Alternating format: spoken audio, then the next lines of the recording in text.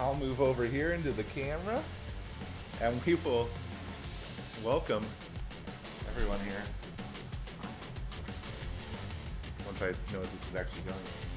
There we go. Hi. All right. So, welcome everybody to another exciting episode of AHHWF. We are back after a 2-week hiatus. It's been a long time. Area 51 was quite a wild ride, but we are back here in Cohasset, Massachusetts. I had to think even like what the MA stood for. Yeah, we're ready to bring you a pretty great show, I think. You know, I've heard rumors that it might be one of those. Oh, do you not look at the schedule at all? No. What is that? It's not called schedule in wrestling. What do you call it? The card. The card? Yeah. No. Card often subject to change. The only card I look at is one of Texas Hold'em. I like to gamble backstage with Waluigi. We have a poker game back there. Topher Gray shows up sometimes. Phil McGuire goes with. Well, that's fun. Yeah. They don't show their face out in the crowd though, because they don't want to detract from the wrestling action. You know, people if they see Tobey Maguire at ringside, they're gonna want him to get in. He's not really ready for that. I keep trying to have him tag him, but it's not going for it. With all this hullabaloo going on in the independent wrestling world, with There is a lot of that. you know, Spider-Man doesn't really have a home right now. I know, yeah. Which maybe we should look into, you know, getting Spider-Man on AHHWF. But why not? Sony can have Spider-Man with I'm forgetting the actor's Tom name. Holland? Tom Holland, thank you. And then Marvel can have the Human Spider with Tobey Maguire. That would make me so happy. That honestly would solve the whole issue, I think. I don't know what else we're doing. All right, well, it's time to bring the energy up here, Chris. Start the show. And our new champion, not bringing the belt to the ring, like many people are prone to do during promos here at AHHWF. But Shigo had quite a night on Monday, or last Thursday, many moons ago. I'm not getting audio in my... There it is. There you go. Okay. And anyway, I'm having trouble talking, but we're going to let Shigo do some talking.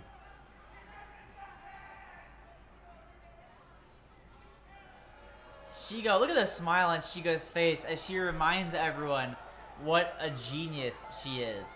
That she won the first ever Women's Money in the Bank to become the Money in the Bank holder. Waited, took her time with the opportunity until the moment was exactly right. And how funny, how sad that Captain Marvel works that hard in 2 consecutive grueling matches with Samus just for her to slide in at the end and take it all away.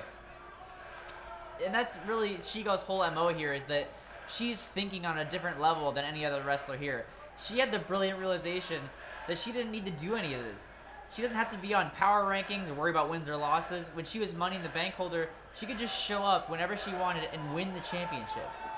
Shigo saying, why would I come here and fight Kim Possible when I can just be champion whenever I want? And that's exactly what I did. I showed up when I wanted to, and I took what I wanted. And now I'm women's champion.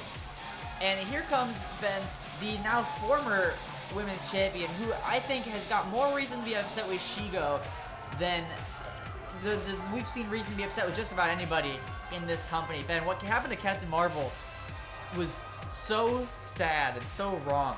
You know, if we want to look on the bright side here, I think that Captain Marvel, in excitement per minute, had the best title reign of anybody in AHHWF. That's absolutely true. Yeah, that was a hell of a night we saw at Area 51. If you missed that one, I highly suggest going back on our YouTube.com archives and watching that one back, because you got like 3 classic matches in a row just in the women's main event alone. Yeah. Captain Marvel was saying, Shigo, I know you're riding high off of your little plan, and I know you're feeling good about being the champion like you've been waiting for, you know, your entire career. But I think you might not have seen what I see, which is the way your plan backfired. After a night like the one I had, I think people, including the management, are ready for me to come back and get another shot at this immediately. Shigo's like, I don't know what makes you think that you're in charge of when those title matches happen. Yeah, you've got your rematch clause, but don't forget, a lot of the reason I was allowed to not show up is because I'm in good with Frazier. It's going to be up to me, the champion, if he wants to keep his champion happy when you get your title shot. Captain Marvel reminding us, like all wrestling promoters, Frazier wants attention. He wants money. He wants market appeal. Wants what's best for business. Absolutely. And she goes stamping her foot and saying, what would you know about best for business? You came in from some other industry. You were in the movie business. I was here grinding in HHWF the entire time. You don't know what you don't know what you're in here for. You don't know the territory the way I do.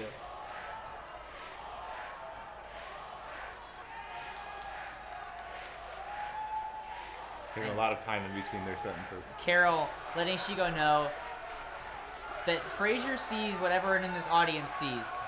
A truly well and earned champion who did the impossible, beating Samus twice in one night.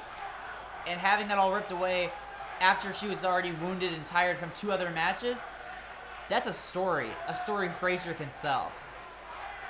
And a story these people want to see the rightful end of.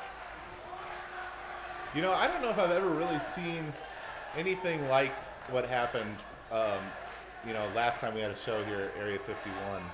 I don't know if I've ever seen that play out like that in the history of wrestling. No. You know? I mean, like, literally, Captain Marvel came out and beat Samus, won the championship. Samus immediately turns around and goes, like, that was a fluke. Everybody here knows it. Give me my rematch clause right now. Let's just go. And Frazier, like we talked about, Frazier likes to do what's best for business. And Frazier goes, all right, let's do it. And immediately, again, Captain Marvel comes right back around and defends that title against Samus. Probably the quickest turnaround between any defense. Yeah. Between winning and defending. Absolutely. And Captain Marvel overcomes that and wins and beats Samus. Essentially having a surprise match there. And even after all that, then Shigo cashes in. Captain Marvel has 3 matches in one night for the title. It's incredible. And it's kind of hard to knock Captain Marvel for losing at the end of that, you know? Absolutely. I mean, winning 2 matches in a row is next to impossible. Especially against Samus, who was running roughshod over the entire division for like 5 months at least. Yeah. So to beat her at all, let alone to do it twice after you went through all the damage of the first match, and then to have to defend your title against Shigo with the cash-in, it was just too much for anyone to go through. But this time, whenever that rematch is going to take place, Captain Marvel is going to be at the height of her powers, and Shigo's going to have to face someone who knows she's coming and who is fresh. That's going to be one hell of a match. Absolutely. I can't wait. Captain Marvel and Shigo in the same ring. I'm interested, all right. I'm not a fan of Shigo's, but Shigo did follow the rules to win this title. In all the dirty, underhanded things that Shigo has done, Shigo did win the Money in the Bank, and Shigo cashed in the Money in the Bank when Shigo wanted to. That's how this whole thing plays out. That's how Money in the Bank works. And I'm wondering, are we going to see the underhanded tactics continue for Shigo to try and keep that title? I mean, Ben, it's Shigo. That's true. What am I talking about? Yeah, I don't know. We have to fill time somehow, right? You shouldn't try to pigeonhole people and assume that they can't ever change. But I'm just gonna go ahead and put my money on Shigo not changing in the immediate future. That's probably a safe bet. But up next, Ben, like all great tag matches, this one results from a paperwork misunderstanding. Shrek came into Frazier's office and said, I can't do a Shrek voice all of a sudden, but he wanted a match. He wanted a match on TV. Frazier said, you got it. I need a tag match to fill this slot. Why don't you go ahead and look over a roster and just pick any partner you want. So Shrek's reading, he's going alphabetical order. He goes through the A's, doesn't see any likes, B's, nothing, particularly impressive. C's, But he gets to the D's, Ben, and he sees a familiar name. He sees the word Donkey, and he's like, Donkey, I know him. Okay, sign me up, tag match. What he didn't realize, Ben, was there's a second word there, and there was Kong. So Shrek, thinking he was going to team with his old buddy Donkey, is going to have to share the ring with the newest member of the roster, Donkey Kong. Well, this That's how Stevie Fierce and I became a tag team. I mean, I think that's how most people become tag teams. He thought he was getting Rob Deerdeck, and then I was there.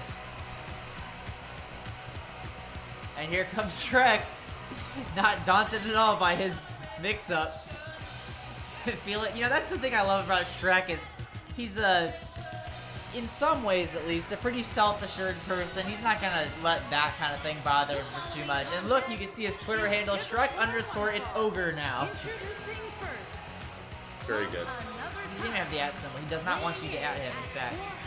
489 pounds, the Freak. I don't think it's very nice that our announcer called Shrek a freak, do you? Well, this is nickname that he does in the ring, you know? But, It's like, chosen by him. Do we know for sure he picked that? Did he sign off on that? I'm gonna assume so. You know, maybe they meant he's a freak of nature because he can so well do that little handspring he does.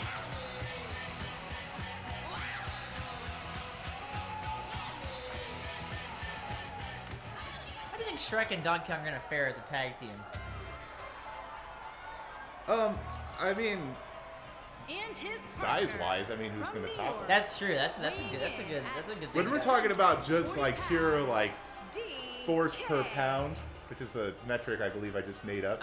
I mean, what tag team is gonna beat Donkey Kong and Wario? Galactus and a literal mountain. But they're not on the roster luckily, so they're safe. Yeah, and I don't know. Can a literal mountain pin somebody? I guess if an avalanche happened, Yeah, you know. that could It happen. definitely can't be pinned, so at the very least you're at a stalemate, and I don't want to like be like. Well, what's a mountain's shoulders? If a person was on top of a mountain for 3 seconds, does that count as pinning them? But like, you can't be like riding Donkey Kong's shoulders like the game of chicken. You'd be like, all right, I'm on your shoulders. Like, you know, they gotta be like their shoulders gotta be on the ground. And that's gonna be tough for you to do with a mountain.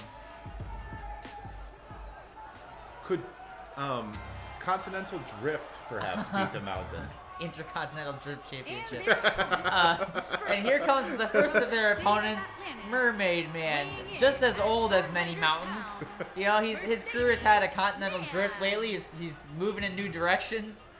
He's you know, found this unlikely partner in Captain America. They've been teaming up every now and then to get the jobs done that they can't necessarily do on their own. Good old-fashioned teamwork.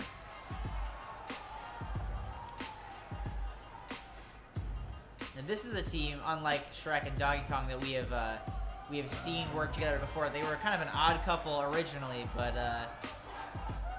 now maybe they know each other a little better, have oiled the machine, know where all the buttons are, to double check that it's plugged in. They're ready to go. I love watching you work. It's all panic induced.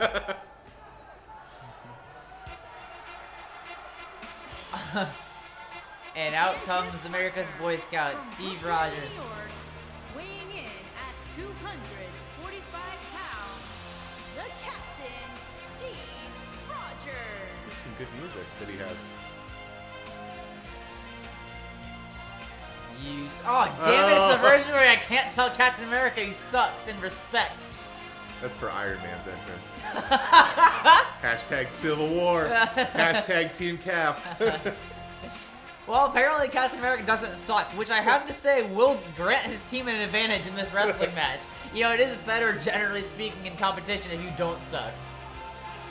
I mean, that's how a lot of people have made that mistake of sucking and then losing the title. So Better not bring your title. Alright. And let's see how Shrek fares in this accidental tag match. Well, Shrek just throwing some blows at Mermaid Man there, but Mermaid Man, old-fashioned wrestling, of throwing him in the turnbuckle. Clothesline to the back. Clothesline to the gut, clothesline to the back. That was hardcore in Mermaid Man's day before they were doing all this table nonsense. Shrek sweeping Can you imagine what a hardcore title match was like in 1962? I would love to go back and watch it. It's just like, damn, that headlock's against the rules. They're like calling someone a communist and getting them on the FBI blacklist, and that's how they win. Yeah, I think then, despite the fact that Shrek does not have his longtime ally, Donkey, side by side to him in this tag team war here tonight, I do think it might pay off that Donkey Kong has hands. Ooh, that's a little impressive, Mermaid Man looking out for Cap there, throwing a punch at the back of Shrek while Brian wasn't looking. I feel like there's an effect in wrestling where if someone's old, we forgive them for taking cheap shots. And I'm gonna just call it that's questionable. Like Mermaid Man, if that had been a Ninja Turtle, we'd be like, oh, damn them to hell. They took it. It's like, no, because it's an old man. We're like, oh, that's cute. He broke the rules. He assaulted that ogre from behind. It's a great show. Yeah, thank you.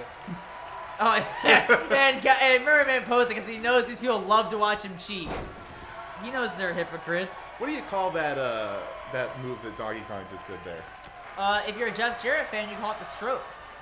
Otherwise, you can call it a reverse Russian leg sweep or just I'm gonna go for a reverse Russian leg sweep. That's fine. If I could actually say it. Well, there are trials and tribulations ahead of us all. There's a lot of R's in that. Donkey Kong and Shrek working together with the chair to the gut, chair to the back of tag team offense in this promotion, which is drop, toe hold, elbow to the back. Interesting strategy to attack the back where Captain America is literally the most shielded. But what's this? Another elbow drop, but this time with the added momentum of hitting the ropes. You hear in wrestling school that helps. I think it does. Why don't we just hit the ropes for everything? Like hit the ropes and then grab a headlock. Wouldn't that then make that more powerful too? I feel like we're not fully taking advantage of the rope running. Isn't it only Look for at strikes? that. I think it's only for strikes. But we haven't tested it. We don't know. Yeah, that's a good point. Donkey Kong and Shrek working well together with this tandem offense. A double shoulder block to Captain America. So, it's been a while. But, just because I'm in a festive mood. Yeah. Who you got? I think that despite my true belief that Captain America and Captain Marvel will win this, I just think it'd be more fun if Donkey Kong and Shrek did, so that's my answer. I'm going to vote with fun. All right. Oh, no, that's not fun. I think Brian's going to call a clean match. Oh, no. Code red, white, and blue. He's probably not won any matches with that, but boy, is it cool. Oh. It's more important to be cool than win matches. Well, if you ask the wrestlers nowadays. Yeah, right. I recorded a podcast today. That's like a podcast about like the working class and stuff, and like I did it like talking about what it's like to be a indie pro wrestler as your. Oh, I was talking about like I thought you were talking about like what it's like, working in the wrestling. Yeah, I didn't get into that vernacular. distinction, but Donkey Kong just having a time here with. He's still getting the new. I'm sorry. Donkey Kong. He's new. Yeah, Donkey Kong actually really didn't have any aspirations of becoming a wrestler. But, this damn fan that won a contest forced him into wrestling labor. So he's trying his best. Wrestling bondage. He's trying his best, and I appreciate that. Honestly, I think there's a lot of wrestlers out there, not necessarily in this company. There's a lot of wrestlers out there that phone it in. Oh yeah. And so I like that Donkey Kong at least, doesn't have a lot of formal training or anything like that at all, but guys, definitely has the work ethic that I think will eventually help him in the future. This match is bowling shoe ugly. Mermaid close by Shrek and just fell over. And then I feel like I'm at least a little bit of a sadist because Captain Marvel stomped on Shrek's belly and Shrek was like, oh! And like it made me laugh. I know it's wrong to laugh at an ogre's pain, but there's something about it that tickled me.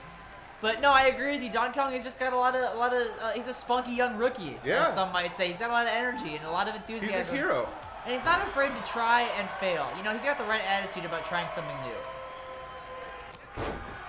Damn, the force on that shoulder tackle, though. But as a rookie, you don't know to duck things like that. No. Mermaid's signature hold, the DDT. And Donkey Kong, looking out cold there, did not know about the signature DDT. Oh, no. Oh, this is not old school at all. Oh, God, well, that's not the move I thought it was going to be, so it's a little more, it's less unexpected. That's a European uppercut. That's simple to call. Whoa! Oh, no, knocking Shrek to the floor. Oh, and then Shrek sweeping the legs on Mermaid, sending him back first onto the apron. The second part of that's all, folks. The second hardest part of the ring. I just want to isolate this commentary track for a best of HHWF. Oh. Let me tell you, I think that Shrek and Donkey Kong might have a future as a team. They're a good team.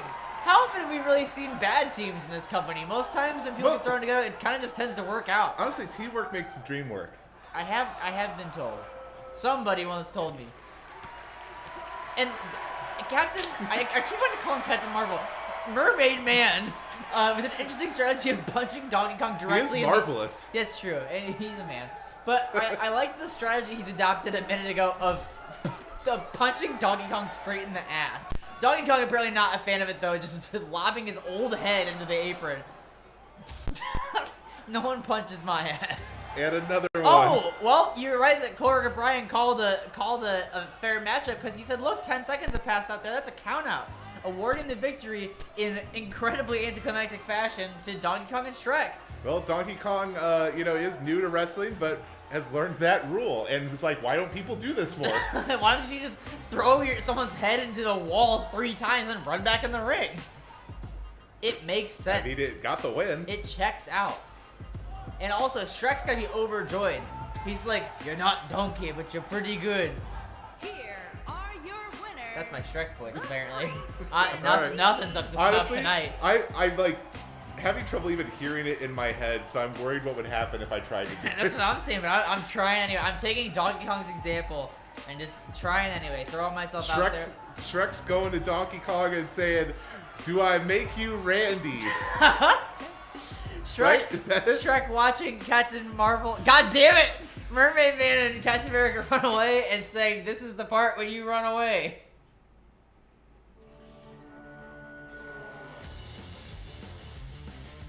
So there's another match coming up Velma here. Dinkley's here. Oh, But wait, boy. there's more. I'll tell you, this is the show I really wanted after being gone for 2 weeks. It's just like, let's have a good time. And we are definitely having a good time. And this next match, I think is going to be fun. There's not really a history between these two, but they've both been impressive in what we've seen of them here. We have Velma Dinkley and Lola Bunny. Ben, can I divulge something to you and our loyal fans? Last night, at about 5:30 p.m., I had one of Shaggy's brownies, and I gotta say, it is now 9:05 p.m. the next day, and I still feel a little foggy. If that explains my commentary at all, I mean, a sugar rush can be a deadly thing, Christopher. I'm with you on that. That's why Wreck-It Ralph's friend Penelope's not allowed in this wrestling promotion because she would just claim too many lives. She's too strong. And anyway, here's some wrestlers. Yeah, Frazier looked at the women's division and said, oh right, I forgot that wrestlers still have jobs when they're not embroiled in title matches or blood feuds. We should probably just let them have matches.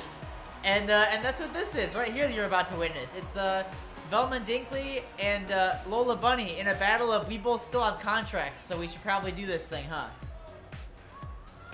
And as much as I'm making light of that whole wrestling exhibition process, it is key to remember that any win or loss will propel you up or down the proverbial ladder that is life in the wrestling business.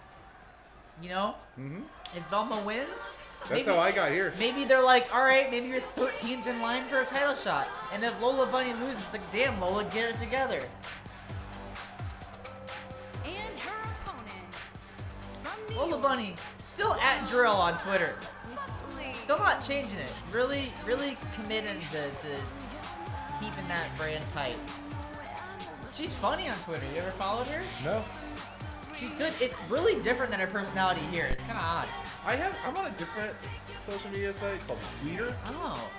Yeah, it's a social media site dedicated to just audio files and their speakers. It's really not very interesting. That sounds better though. It's a little more wholesome. You get less mad. Yeah. Although, you'd be surprised. You got some Do you have like the console wars over there with speakers? Yeah, you have some like. You know, there's just some people that are just really dedicated to their Klipsch speakers, and they just don't like Bose. And there's Bose people that think like, you know, Polk is a awful brand, but they all agree that Yamaha sucks. So I don't know. Well, we're gonna find out if Lola Bunny throws some bows that'll poke at Velma's self-esteem here in the ring tonight. Keep on keeping on, Chris. Yamaha, here we go. That's my yeehaw. God, if we have any fans left after tonight. That's really what this episode is. Ben, we might have accidentally followed in the footsteps of our idols over at 10 Minute Podcast and just like, this might be our diamonding. Like, them watching this go from like a show where we're like, are like really like well put together and can call this great wrestling action to just like us like mumbling nonsense. Like, this is where we're gonna get to our diamond viewer. Yeah, I mean, let's just kind of get to the point where we just have like the, you know, like the creative characters online where they're just like giant silver bodybuilders with the PlayStation logo on the front. Like, let's just get to the point where we're doing that. I agree. I think all one-colored wrestlers, like, just like, where they're literally just like, we're having like, tonight we have red versus blue. Let's see what happens. It worked for middle school. Yeah. We were all into that show then. We're gonna just have like Pepsi Man versus like a rat as like every match on the show, and Pilot will be in the chat all alone like woohoo. At least Pilot's still watching. Yeah. And Velma posing to the crowd like, that's right. Despite this inane babbling on commentary, a match has been happening, and I've been beaten up on esteemed part of this roster, Lola Bunny. But Lola taking control right now. Shades of the Mermaid, man, that DDT, and Lola feeling it now, but Velma wisely rolling out. A goofy dance cost her there. There's the bows I was talking Lola about. taunting her a little bit. And a running bow. Oof. And shouts out to Taylor, who's not watching, but the clutch, it's a variation of the sleeper. And Velma rolling away out of that, though, breaking free, holding that neck. It does hurt. Contrary to popular belief, wrestling holds, not comfy. Really? No, they're not fun. Huh. I often have someone put a coquina clutch on me to go to bed. It's like they're a little backpack.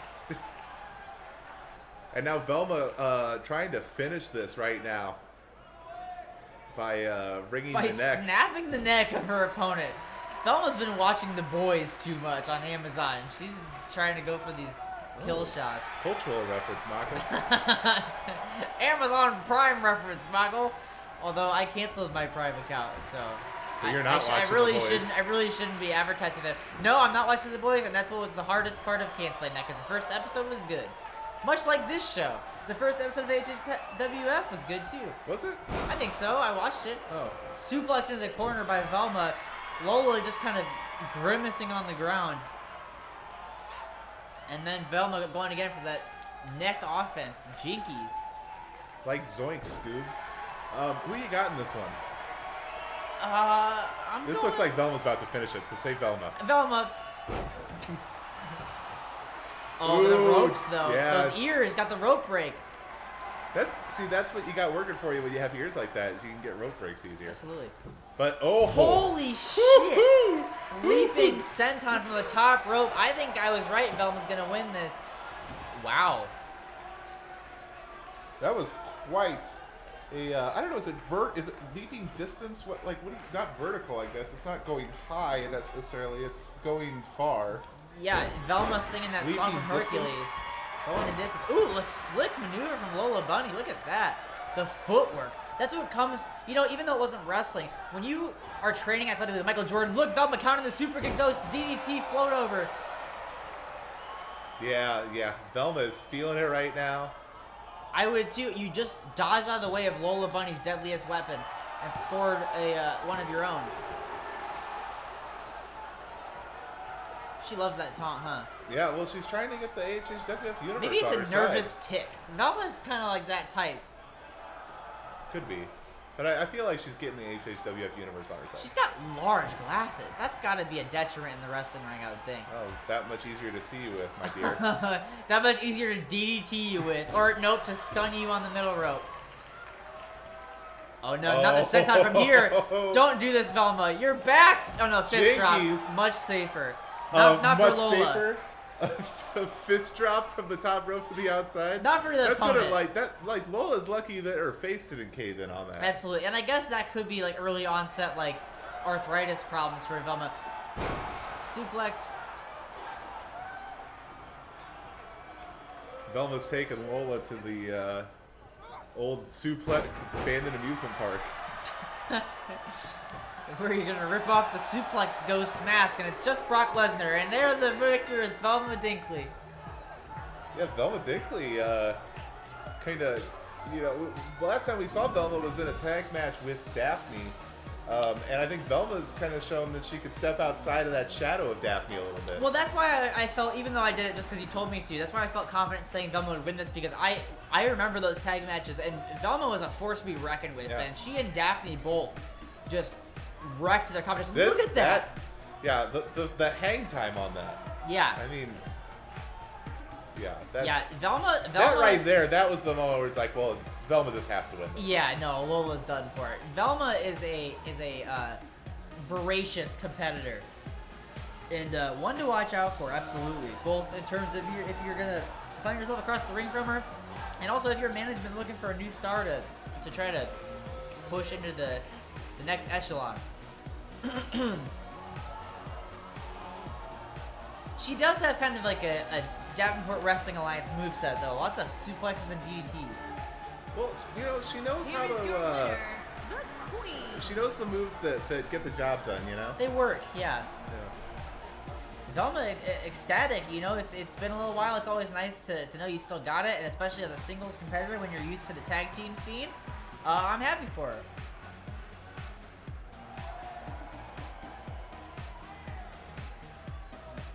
All right. Well, and moving on through the night here. You know who else I'm happy for, Ben? Who are you happy for? Our audience, because they're going to get a hell of a matchup next.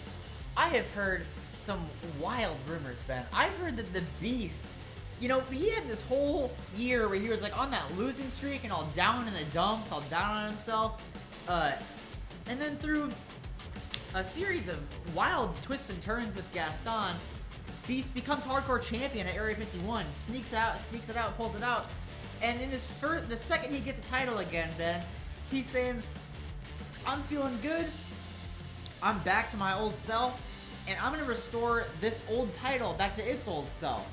Because when Shaggy was our hardcore champion, and other people before him, basically everyone except Wario, we're hardcore champion, the rule was, it was a 24/7 championship, it was constantly being defended. Constantly. So from now on, if the Beast is ever pinned, the Hardcore Championship will change hands. That is a respectable move on a champion to open yourself up to that kind of pressure again after the previous champion kind of let that slide.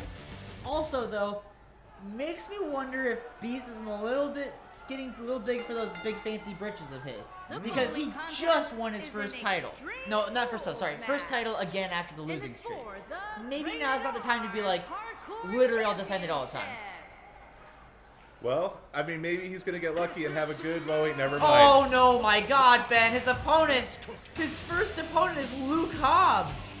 Luke Hobbs has wrestled a helicopter. Oh God, poor Beast, Ben. If anyone on this roster is stronger, is Luke Hobbs on our roster, or is Luke Hobbs just showing up here and taking the belt? I honestly wouldn't be surprised, because who's gonna stop it? I don't know, but if anybody in the world of professional wrestling is stronger than Beast, it's probably Luke Hobbs. I'm saying this man has pulled a working helicopter, a helicopter that is in flight. He has pulled it so that it cannot get away. I think Beast is in serious trouble, but I think he's gonna wish that he had Gaston out here to manage him like the original arrangement was. But I think Gaston's a little sour about Luke, because they agreed, Ben, at the start of Area 51 that they were gonna indeed go pursue that working relationship that Gaston first offered. But Gaston may be a little sour grapes about the fact that Beast took his title after he had just won it. So Beast will be on his own tonight in this first defense of his Hardcore Championship against Luke Hobbs. And Hobbs standing center of the ring waiting for Beast to show up saying, look, I'm not trying to take your title, but if your title so chooses to climb this big brown mountain, then by all means, I'm going to let it ride. And so And then I believe you follow that up with if you smell what Luke Hobbs is cooking. Look at the family's eyebrow. I was going to say the furious eyebrow, but that works. The family's eyebrows better. I just don't think Hobbs has much to be furious about here. He had his HSWF debut recently, his movie performed well, and now he honestly might be taking home the Hardcore Championship here tonight. Maybe we're not giving Beast a fair shake. Yeah, you know, that is true. Beast is the champion. He did beat Gaston and Wario. And I know the reason that we're kind of treating that like a fluke, like with an asterisk, is that for a lot of the match, it was, oh my god, Ben, look at this. What is this? It's Beast's special I'm the champion entrance. He's up on, what? Look at the showmanship, never mind. Beast is like, if I'm going to only have one match as the Hardcore champion, I'm going to make it worth it. He's like, I'm enjoying this, give me the champion budget. Look at him soaking it in. Ben, yeah, he's worked a long time to be back on top of this particular mountain. So, yeah, let him soak it in. So let him be on top of the mountain. Yeah, I like this a lot, Ben. And I feel like this is, if you need that confidence boost to go in and take on Hobbs, I think this might do it. Your music pumping and telling you you're glorious, and you're on this big tower. I feel pretty good. I think we're in for a treat tonight. I think we are too. And because like the hardcore title's on the line, this is a hardcore title match. Basically, think of it this way: if you're a longtime viewer of this show, Beast wants his reign to harken back to the reign of Shaggy. So we might be seeing him defend this title in a hardcore match about every week. And this is a hell of a way to kick that the Beast era off. He's saying in the music itself, I will defend, I will defend. He's telling you right now, he's defending this title.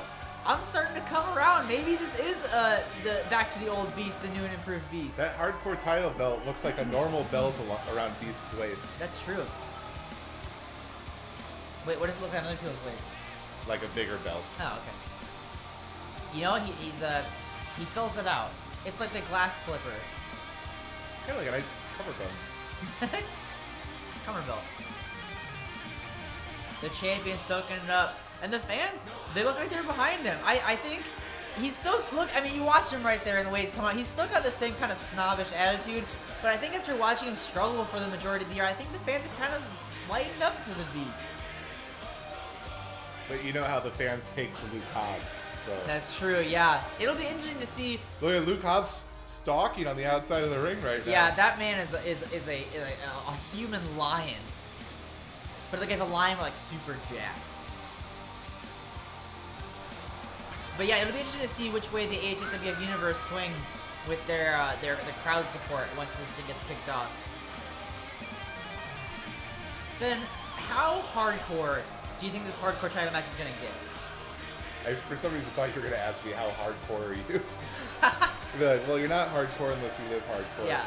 But so I'll rephrase. How much do you think these two are going to live hardcore here tonight? I think they're going to live pretty hardcore. I wouldn't be surprised. I bet we see a weapon in the first 3 minutes of this match. Does it favor, if weapons do get involved, does it favor the champion or the challenger in this case? I'm going to say in this case, it favors the champion. I think that Luke Hobbs has a lot of hand-to-hand combat training. Yes. And I think that it's, while Beast maybe has the size advantage in just like a pure mass way, I think that Luke Hobbs really does benefit a hand-to-hand match. And so I think that the Beast needs to, as quickly as possible, introduce weapons into this match. That does make me think. The Beast has a lot of personal experience with animate objects. So maybe one of his old pals got turned into a kendo stick and would be willing to help him out here against Luke Hobbs. Looking at that hardcore title, handing it off. The last time an exchange like this happened with the title, it left the building in Beast's hands. Maybe this night it'll leave in the hands of Brian. Well, that'd be unique. The referee just like, I'm pinning you. Hardcore title. Hardcore. 24/7. Hobbs charging in. Big time clothesline, but unable to knock the champion off his feet. I was maybe going to question you about which one had more mass, but maybe you're right. You know, Hobbs is just so thick. Wow. Getting flipped right over the kitchen sink, though. I think you might have been right, Ben. The fans are booing a little bit, despite their love-to-hate relationship with the Beast. I feel like they're big Hobbs fans, which how can you blame them? Well, and so, you know... Nope, they're booing that too. Luke, you know, wears more of the skin-tight clothing, which I think is why you see the you know, muscle mass that he has.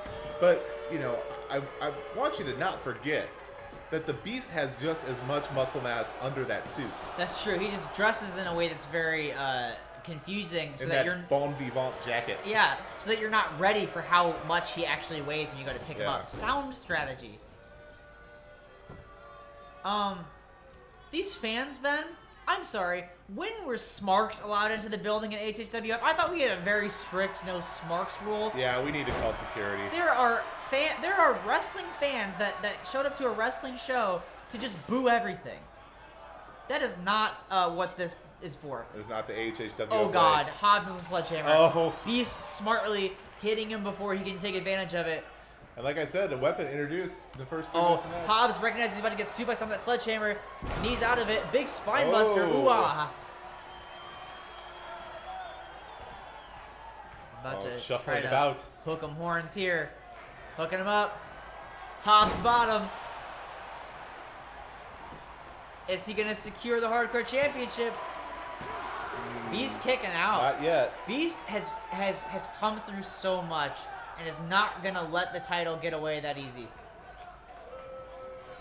Luke saying, "Aw, shucks," and throwing that fist.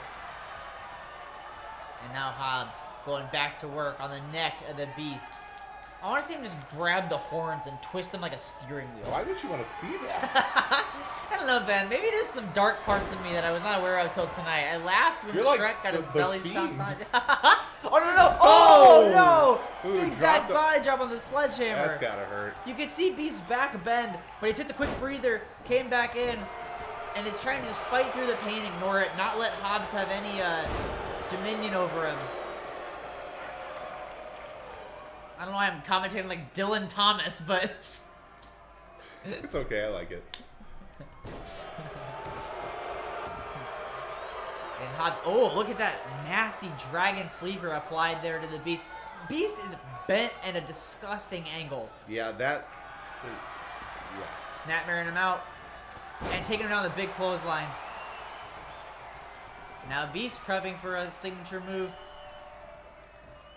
Here it comes. That huge powerbomb he's known for. Oh, Brian almost got hit with that.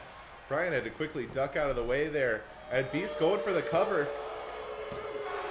And Hobbs, despite landing neck first on the ropes, coming back. You know, it is a feature of the Fast and the Furious wrestling school. Oh, Beast is getting the sledgehammer. Oh, right on the hand. Oh. Attacking the punching power of Hobbs.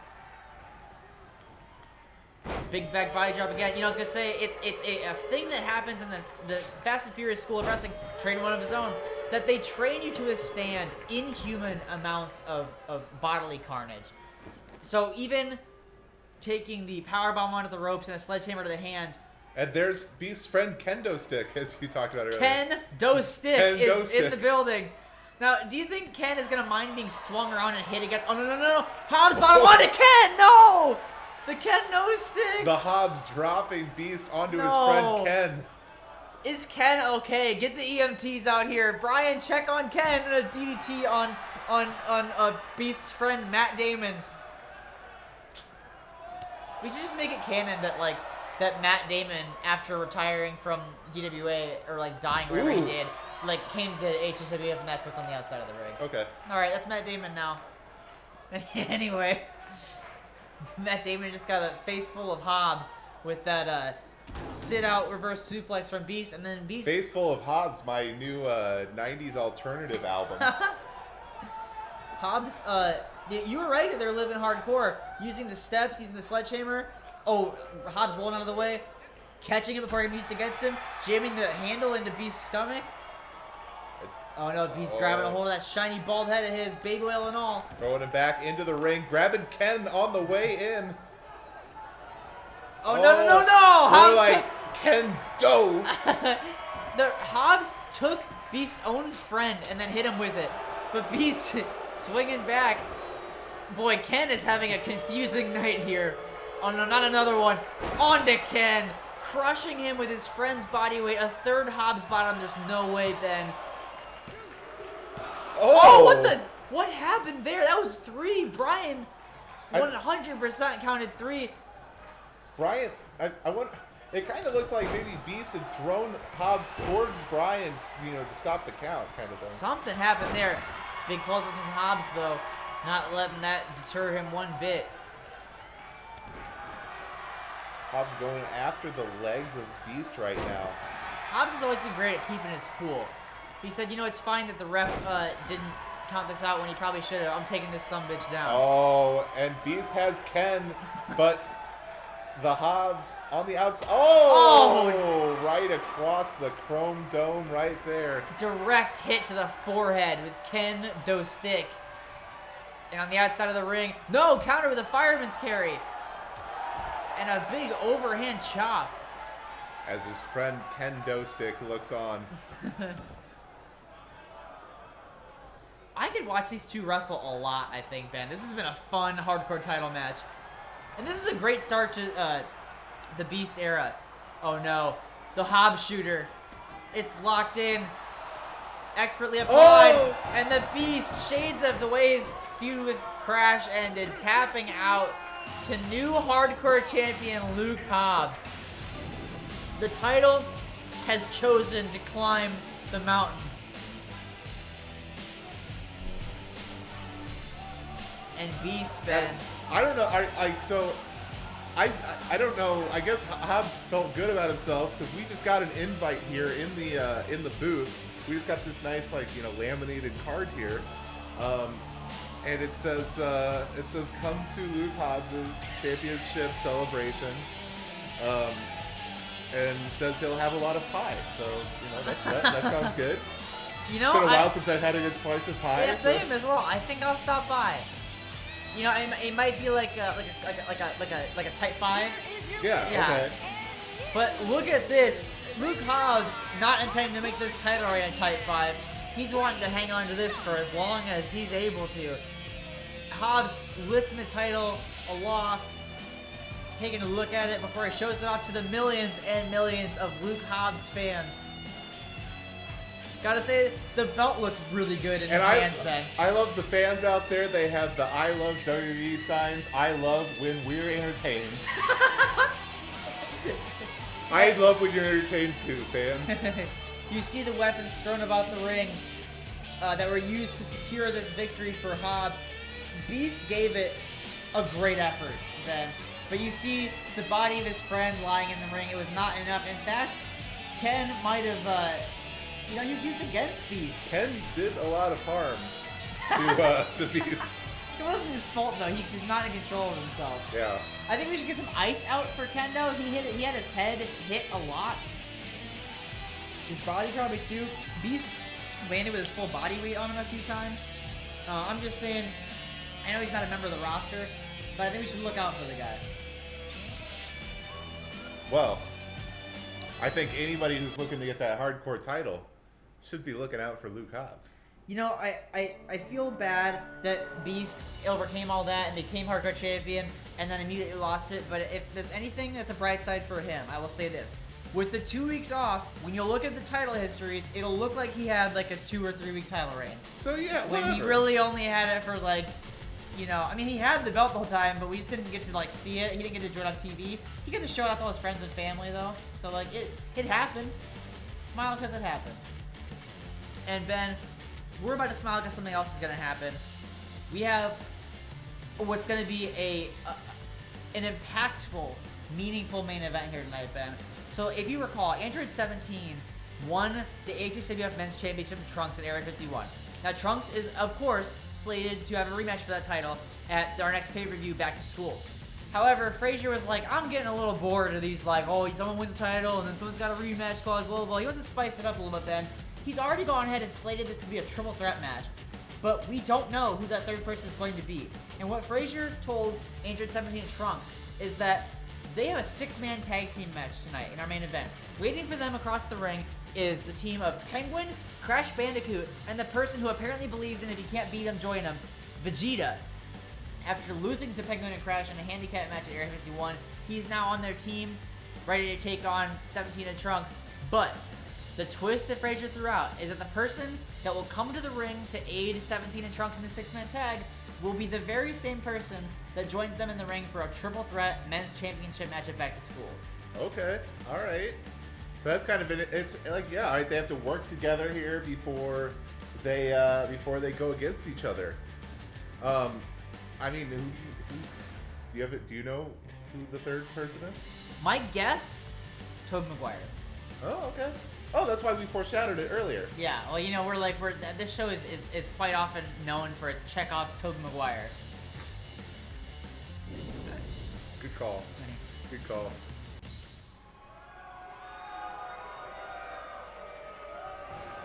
Alrighty. We're about to kick off this main event. First out to the ring, the Penguin. Oh, while everybody's making their way to the ring here, I'd like to take a moment to just remind anybody watching about you know, the different ways that you can show us some love if you enjoy this show. I know we've been having a lot of fun here, hanging out and putting this show on for you. We hope you're enjoying it as well. If you do enjoy it, you know, hit that thumbs up. If you're not already, if you're new to our show, then, you know, hit subscribe. And if you've been, you know, watching the show for a while and you really like what we do, you can help support us over at patreon.com/alienhappyhour. We appreciate anything you can give. You know, even $1 makes a huge difference for us. But of course, there's also some perks, some HHWF perks, where there's fan-picked matches and fan-picked partners and such like that for our major shows when we get around to them. So, you know, there's all sorts of different stuff, and patreon.com/alienhappyhour. And of course, we also do a bunch of other stuff too. We have different podcasts and different shows and stuff. Chris and I, in the world of Luke Hobbs and Deckard Shaw, just recently added another episode to our Fast and the Curious show that you can find here on YouTube, where we talked about Hobbs and Shaw. So you can check that out. Basically, what I'm getting at is that there's a lot of different stuff that we have for you to enjoy, and we hope you've been enjoying this show and going along for the ride. And of course, if you have no extra dollars to toss, like I said, I didn't mention that earlier, but that's fine. We just really appreciate you being here in the chat with us, talking with us, having a good time with us. That's what's most important to us. That's pretty much my whole spiel I had to give here. We'll get you back now for your exciting wrestling action.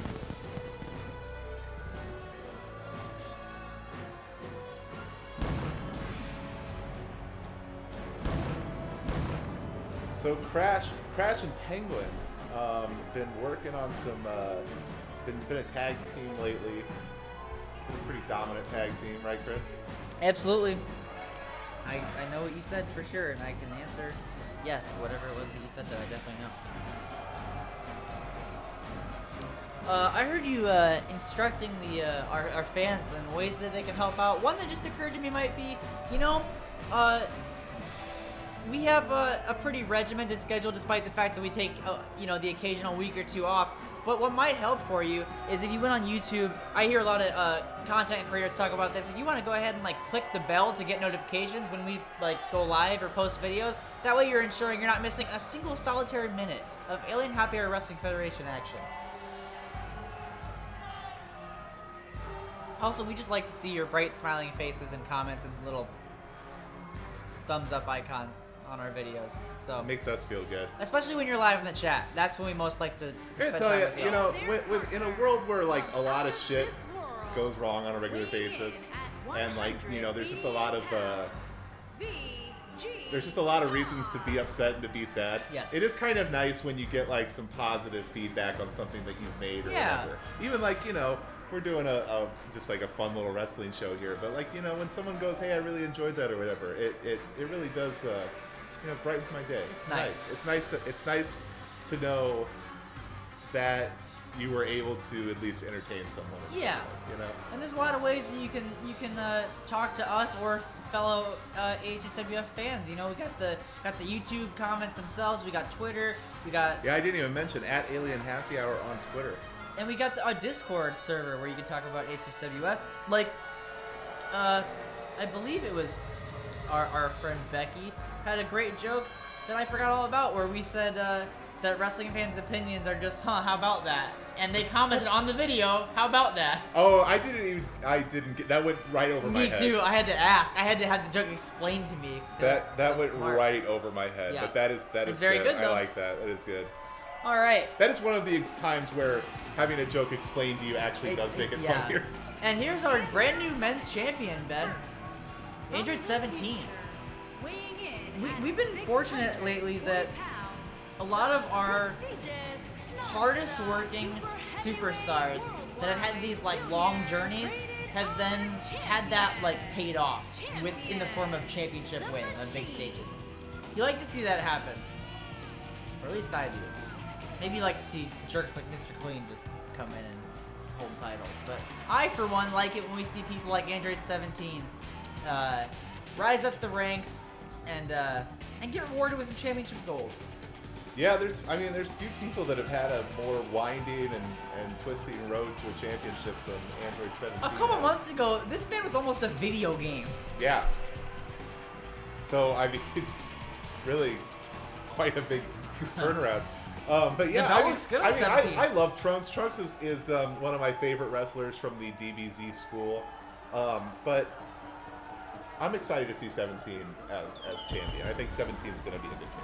Absolutely, but it's going to be a big test to see like how much of that reign we even get to see, because he's taking on Trunks, who's already a very formidable former champion, two-time champion. I got so used to seeing that belt on Trunks. I know, it it's was like weird now, yeah. Yeah, Trunks has you know, for a good portion of 2019 was our men's champion, and you're right, it does feel a little odd to see him without it.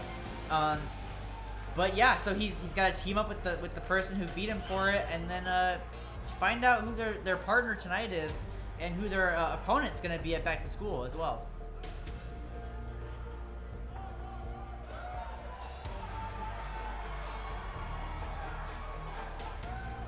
Fans hooting and hollering, excited to see former champion Trunks, and here we go, Ben, moment of truth. Oh my God, Ben! Ben, look who it is! Oh my God! One of my favorite AHHWF wrestlers of all time, the weird one. Weird Al is back in AHHWF. It has been a while since that, I don't know, what were we calling Final Form Trunks on that, but like, elite overpowered level Trunks. Super Saiyan, good wrestler, Super Saiyan. Basically, Trunks went to a whole different level that Al was not ready for. And Trunks injured Al, and Al was out for a long time since losing that title. And it is so exciting to see Al back in the ring. And it just occurred to me. Look at this shot. Look at just seeing the three of them together. It just occurred to me that not only is Al back here in HHWF, but Al's in this triple threat. Al's the third member of this. Like, I completely forgot about that. But that means that we have Al and Trunks and 17 as a triple threat for the title. That match is going to be a real That's going to be a spectacle and a half. And here tonight, this main event's going to be a spectacle and a half. Look at this. We're already kicking off this action with Penguin delivering that sick enziguri to the side of 17's head. So, alright, I am just like all out of sorts with what just happened. So Weird Al shows up. So now we have, there's so many combustible elements here.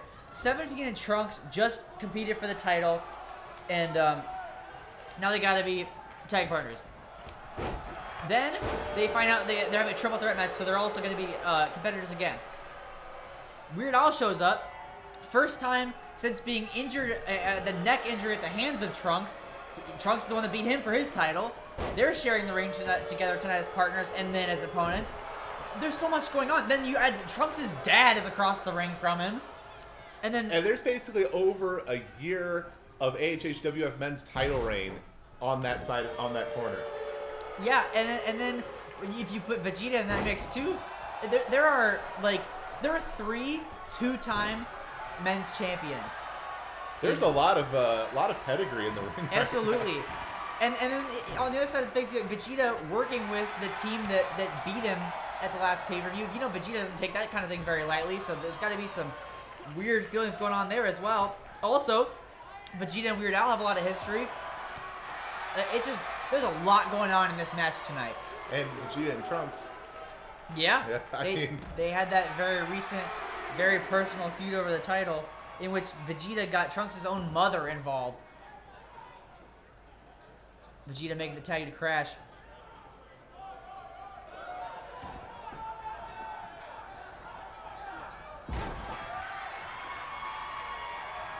And now Al, finally, it's been a while, but Al is now making that return back into in-ring action here and going up against Crash Bandicoot. Right now we're getting two just old school mainstays of AHHWF right here. That's in true. the ring. When you put it like that, this is an exciting thing to watch. Although tagging out to 17, lighting up Crash. I can't say I'm not happy to see Crash Bandicoot get punched in the stomach after everything he and Penguin have been up to lately. Look at this. Big time Skywalker from 17. I gotta find a move name for that is not that wrestling school. Okay. Crash moving 17 to their corner. 17 moving Crash to their corner. Vegeta trying to step into the ring here, though, to try to break up this tag team move from Al and 17. Working well together against Crash. Oh, arm drag from the Bandicoot to Weird Al. You know, I almost thought for a second that maybe the last time Al was here, Crash was still a good guy. But I remembered that it was just before the big show that Crash's attitude change happened. So Al has seen that. Look at this. Oh my God, Ben. Weird Al just grabbed Penguin, hooked his leg behind the bottom rope so he couldn't escape, and then delivered a brain buster. Now this drop toe to the second rope. Al is on fire tonight against the Penguin. Maybe this is what we've been waiting for, for people to be able to take out the Penguin. Maybe our former hero Al has come to save the day from this gross little man. And Al's patented surfboard stretch applied to Penguin. Oh, Penguin nicely evading that, rolling out of that. Penguin is quite the acrobat. But now Al hooking him in. The walls of Polka, turning him over. The submission specialist is caught in a hold. Penguin calling from those ropes. And escapes. And hooking on a submission is old before Al can get too far away from him. And adopting Velma Dinkley's neck snap on Weird Al. It worked well for her earlier against Lola Bunny. Oh, also, I'm an idiot. Penguin is attacking the neck not because of Velma Dinkley, but because Al just came back from neck injury. Penguin knows what to do here. The big clothesline and bulldog combo from the former champ. Vegeta and Crash enthusiastically and synchronized, offering a tag and then throwing their hands away in disgust when they can't get to them. Big code breaker from Al the Penguin. Is Al gonna get the get the pin here on his comeback? That would be a great way for him to return to the ring here tonight. Oh, with but Vegeta coming in to break it up. Ever the spoil sport, but Al is saying, "Fuck you, come here." Oh, but Trunks saving his dad from Al, or maybe just a miscommunication there. I'm not really sure what happened. But Vegeta with a round stick to the back of the head flattens his son and sends him rolling out of the ring. There's definitely some mixed feelings there. I gotta assume. You don't want to see Weird Al beat up your dad, no matter how, no matter what the situation is. That is the way the old saying goes, isn't it? I think so. Weird Al and Vegeta too, man. That's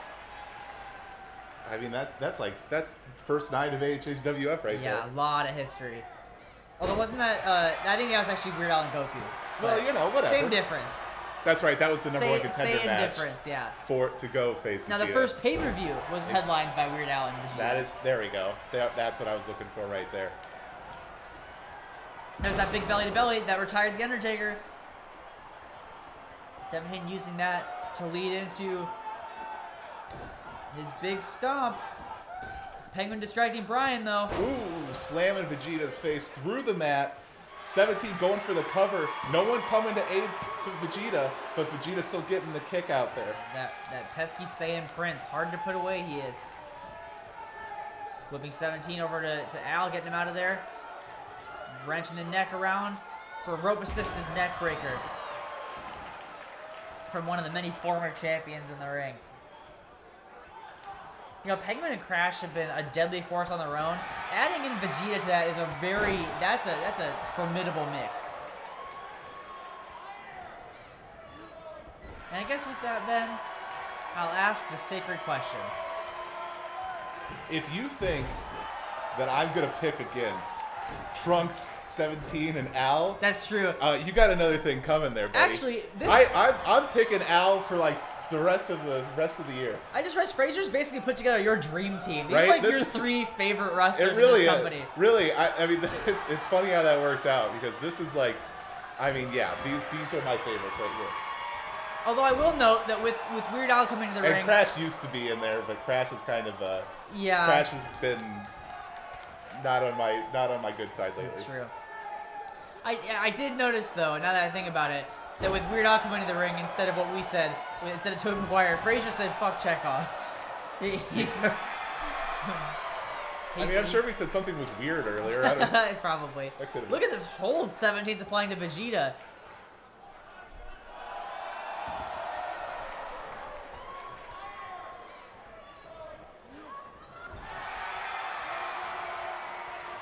What do you think Vegeta's trying to get out of this match here? I mean, do you think is it really just like just kind of wanting to get some cheap shots in on these people that have kind of like really it's kind of a who's who of people who have stood in Vegeta's way of winning the championship. I think he's just looking for any excuse to beat up on the people that have given him problems. I don't think he's really buddy with Penguin or Crash. Bam, big knee, rocking 17, and the kick flips him over. That's bad news for 17. Trunks in there, bringing up. Oh no, Penguin throwing him over though by the back of his head. Well, that was an interesting punch there, just like a jab to the neck. 17 and Vegeta kind of in an awkward position. 17 doing a little moonwalk there in the corner. Carmella's his favorite wrestler.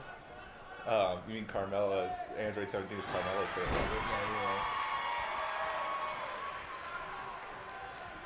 And Vegeta trying to go for the corner. 17's going to let him. Oh, and here let we go. Al get back in here. Tags in the to ring Al with and Crash. The Bandicoot just knocking Al down, but 17 taking the cheap shot. Page out of Mermaid Man's book. Ooh. Crash ducking and covering there. Al flying into the corner. Things are breaking down here in this 6-man tag main event. And Al's back in enemy territory. territory. Damn it, Penguin taking a cheap okay, shot. so that's what I'm talking about. 17 punched Crash a minute ago. I'm like, good for him. Penguin punches Al, and I was like, bah, bah, bah, bah, bah. Wrestling's complicated. But in my defense, Penguin's punch just looked shittier. Yeah. Didn't it? It is true. It just that looked. That is very true. Big slingshot suplex. Totally Bandicoot. Oh, went in for a similar shoulder tackle, but Al cut him off with a. Oh wow, Al getting disqualified with a low blow to Crash Bandicoot. Now, that is not the first time we've seen Weird Al use a low blow against an opponent, but I don't think he was counting on it getting him disqualified in this game. I think, you know what, it's funny. It wound up being kind of a story here tonight because we made mention of the fact that, like, some of the people on this roster get away with cheating. Yeah. And that maybe Al thought that was going to be the case here, but Brian said, no, that's against the rules. Al, I understand it's your big comment, but I got to call it. And yeah, so, well, and I mean, you know, Al's been out of a ring for a while. It's been a long, you know, rehab process. I forgot I couldn't do that. Yeah, I'm sorry, officer. I didn't know I couldn't do that. Remember when he was funny? Yeah, I do. Yeah, a long time ago. But, so, you know, it doesn't look like it, but the winner of this match is the one laying in the middle of the ring, Crash Bandicoot. You know, interesting position for this match to lead in. You know, one could say it's not the worst thing to happen to our team of champion and challengers because none of them were beaten down enough to be pinned or submitted. Yeah. So they're well, and maybe Weird Al was confused because, you know, in a triple threat, you can do that. He's thinking ahead. So he's like, it's like, well, it's triple threat on both sides, right? So, okay. I don't know. I'm not really sure what Al was thinking there. I think it might have just been a brain fart. It might have just been like, I really hate Crash Bandicoot, and I'd love to just hit him in the nards. That could be it too. Like, I mean, honestly, I would assume that Al's gonna be at Luke Hobbs's, you know, post-show party. So we'll maybe, talk to him, see what's up. Have a little conversation. Go, hey, what can we share on commentary? Yeah. Maybe we'll share it next week. Well, if you'd like to have a little conversation about the show, you can hit us up at Alien Happy Hour on Twitter. You can leave a comment on this, or you can jump in our Discord and go to the HHWF channel. I think that's what the terminology is for that. But, You would know better than I would. Yeah, but I think, as usual, this was an exciting episode, as promised, of HHWF. I can tell you I had fun. I did as well. Yeah, and so, I don't know, we're the ones that have to be here every week. We might as well be the ones that have fun. That's true. But we appreciate you watching, whether you watched live or you watched after the fact. And we hope that we'll see you next week, 8:30 Central Standard Time, youtube.com/alienhappyhour, pretty much every Thursday. Sometimes, you know, we have lives, and frankly, we don't make enough money on patreon.com/alienhappyhour to not have lives. So sometimes other stuff comes up. But we try to be here every Thursday. So thank you for hanging out with us. And, yeah, have a week. Stay